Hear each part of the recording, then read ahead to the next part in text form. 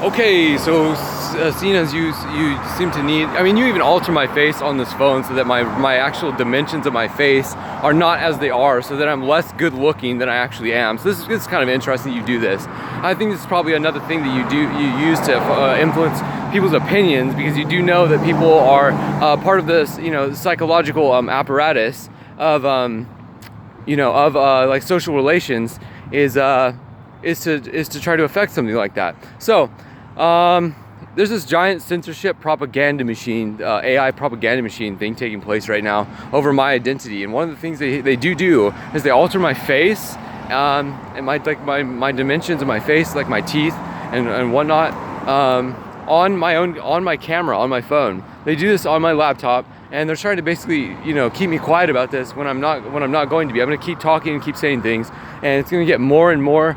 It's going to become more and more obvious that this thing between Daisy Ridley and I actually took place, and they're not going to be able to hide it.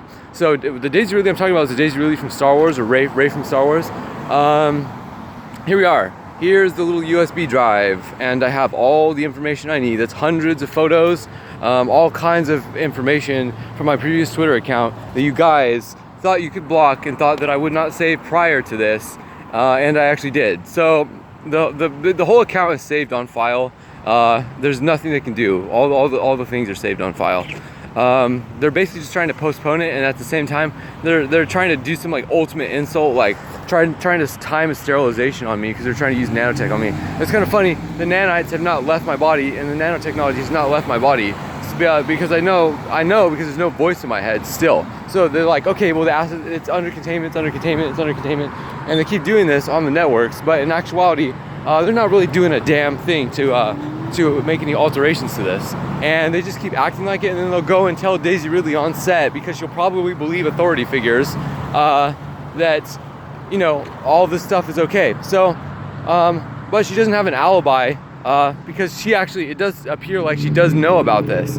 So here's a problem with me, is that this family, this royal family, or Daisy Isabel Jazz Ridley's family, might be involved in a conspiratorial plot to, you know, is it like an attempted murder plot to try to steal my genes.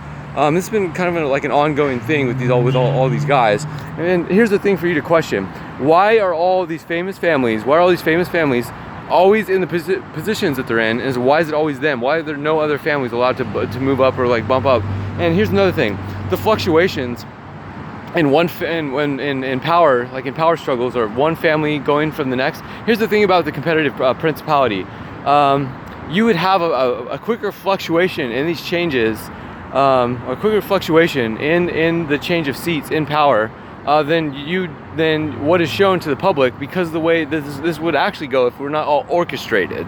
So the reason why these families stay in power is because it's orchestrated to keep them there. And I think that's actually something that everyone should probably question and sit back and think about. There's no reason why any of these guys should be in power if they're doing stuff like this. So you can use me as leverage to take wealth away from royalty.